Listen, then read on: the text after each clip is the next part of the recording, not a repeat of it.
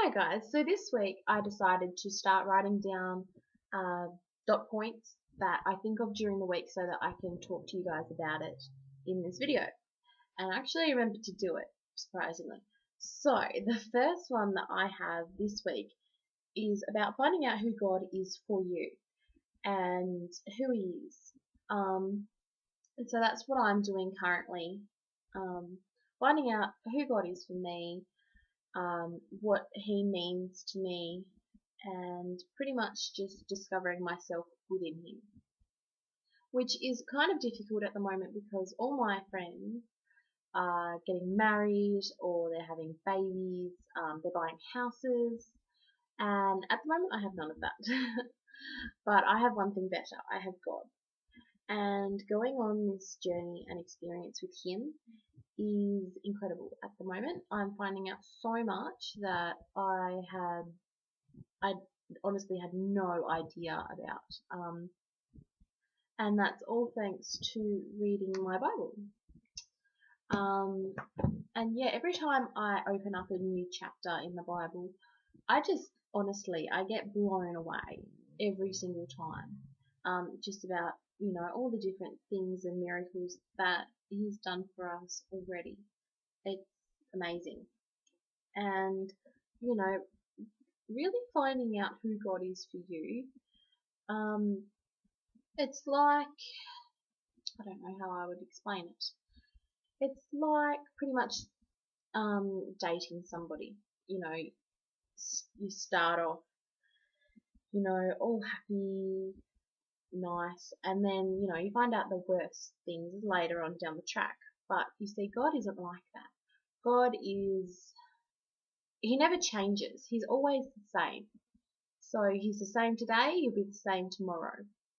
But this is something that you find out early on, in the middle, and at the end. That God never changes, but your relationships can. So this is why I'm choosing to find out who God is for me first before I find a serious relationship.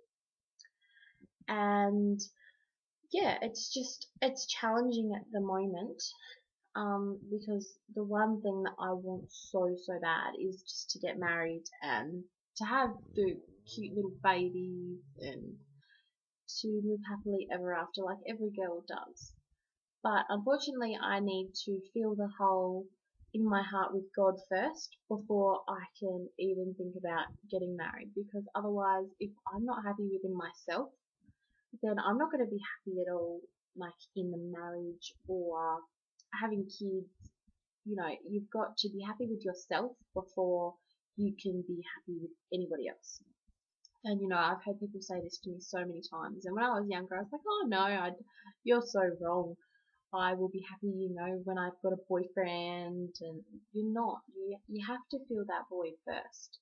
And that's something that I'm doing now. So hopefully soon all my wishes will come true.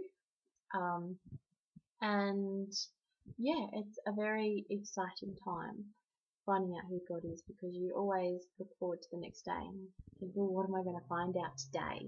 What's new? And it's really good and sometimes challenging, but a lot of fun. So the next one that I have written down is the power of praying. Now, a lot of people take for granted praying, but it's actually one of the most powerful things that you can do. So pretty much, it kind of explains it in the Bible. Your tongue is like your sword. Whatever you say or wish upon somebody, it can happen. And that's the scary thing. Like, I remember I've said horrible things to people before, and then I thought, oh no, what if that happens? What if I'm a bad person for saying that? But you're not, because before you become a Christian and before you learn all this, you don't really know any better. So just a word of advice, guys, whatever you say, just think about it first, because you can say something and not mean it, and it can happen. And yeah, the power of praying it's amazing. Because whatever you pray, God's always listening to you, and He's always waiting and wanting to help you with a situation. And by you praying for it happened. Like I was praying to get gradings at school, and I did for my apprenticeship, which is great. I got my first accreditation, which was very, very exciting. And I was praying for that all week because honestly, when I first went to TAFE, I wasn't happy with it. I was like, oh no, I'm going to fail. This is going to be terrible. And then I thought, no, I'm going to put it in God's hands, and if I'm supposed to be here and do the job that I love, then He will be there and He will help me with this. And He did, and it was great. And He was there with me every step of the way, helping me, and all I did was pray. And it worked. It really did. And it's just amazing, you just have a tiny little conversation with Him, praying and saying thanks to Him, and He gives you like 1,010% back. Like honestly, guys, it's amazing. And another point that I wanted to talk about last time is that when I said about the Bibles, how NIV is really bad, it's not just NIV, it's the rest of them.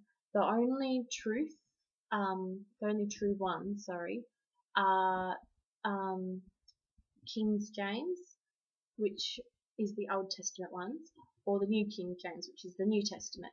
So pretty much the difference between the New Testament and the Old Testament is you can understand the New Testament a lot more than what you can in the Old Testament, because there's a lot of these and thous, and it's very confusing sometimes. But yeah, that's why I went with the New Testament, just because it was a bit more simpler for me when I was first starting out.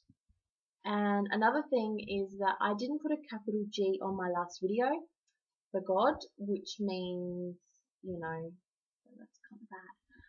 But I will be fixing that, because God should always have a capital G in it. So yes, I will fix that. And I brought a book the other day, guys. I went into Koran. I love that shop. It's the best shop ever. And it's called The 1 Year Praying and Promises of God. And it's quite a cute little book, and I'm going to start reading it, and I'll let you guys know what it's like. It looks pretty good. And I think it's just about becoming a Christian and what it's like. And if it's any good, I will recommend it, but I'm not sure yet. And lastly, I wanted to talk about forgiveness, which can be very hard for a lot of us. I know it's hard for me. I can be so forgiving and so patient at work because I'm paid to do it. But when it comes to like friends and family, sometimes it's hard. Like I got furious with my sister the other day because she came over to my house and she got into my makeup. Mind you, my sister's only about 10 years old, but still, she got into it, and I only just brought it, so I was furious with her. There was makeup everywhere, but I just remembered I had to take a deep breath and forgive. And it's a lot harder than just saying sorry, because you actually have to mean it for the forgiveness to be true.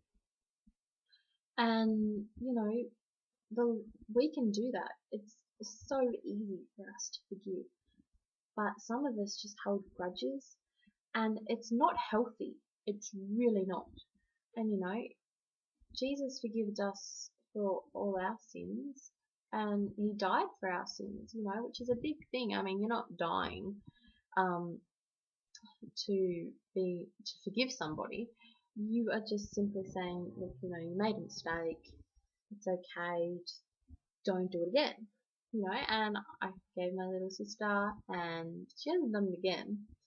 But I think that's because there was a little bit of steam coming out of my ears. But it's a big thing, forgiveness, and it's something that I need to work on a lot more. Forgiving people, and another thing for me is listening to people. Sometimes, I can be having a complete conversation with someone and it will go in one ear and out the other. Yeah, it's really bad. Um, and also a big thing is trust. Um, I think that trust is such a big thing in a friendship, a relationship, in family. And if you don't have trust, you don't really have anything at all, honestly, guys. So that's another big thing just to think about and reflect on. Um, yeah, if you guys have any other questions for me, just send me an email. And I really do thank you guys so much. I've had such a positive response to these videos so far, and hopefully we can continue on this journey together. And yeah, I'm having so much fun just being able to talk to different people and reaching out to other people. And yeah, I didn't think it would be this good so fast, but it has been, and it's great. And yeah, I just thank you guys so much for watching my videos. And yeah, any questions at all, just send me an email or comment below, and I will see you guys next week.